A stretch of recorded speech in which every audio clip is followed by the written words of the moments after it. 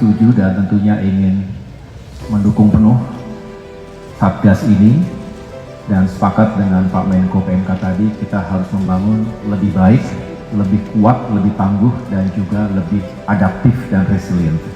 Karena kita harus bisa memitigasi potensi bencana di masa depan.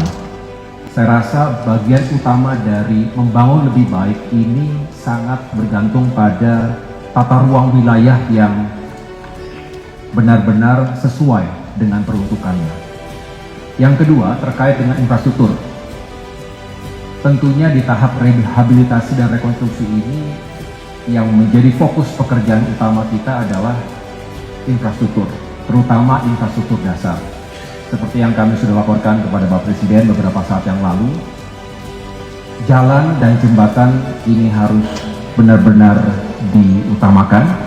Kita harus waraskan data antara pemerintah pusat dan pemerintah daerah. Tidak selalu mudah karena memang situasi yang begitu rumit di lapangan, tetapi harus pada satu kesimpulan menggunakan data yang sama persis, paling tidak serupa, tidak jauh berbeda.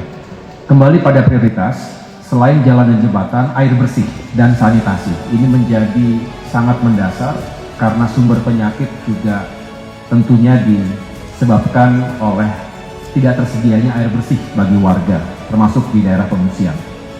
Listrik, komunikasi tentu juga fundamental, dan bicara normalisasi sungai tentu harus menjadi pekerjaan utama dari Kementerian Pekerjaan Umum.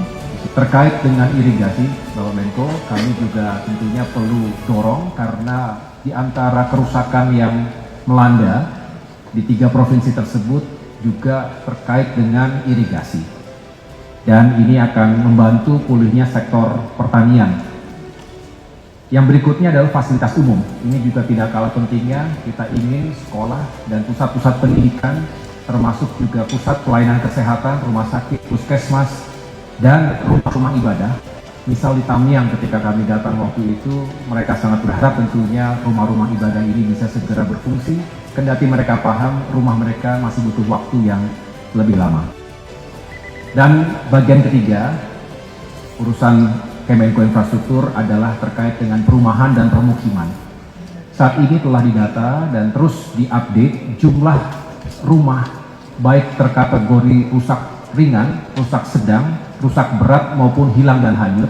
Jadi Bapak Ibu sekalian, memang ini akan membutuhkan pengawalan termasuk kecepatan menggelar alat-alat berat dan kerjasama yang ketat antara pusat dan daerah.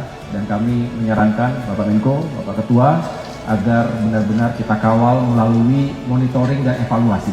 Mones secara berkala, baik yang reguler maupun insidental di Jakarta maupun di lapangan.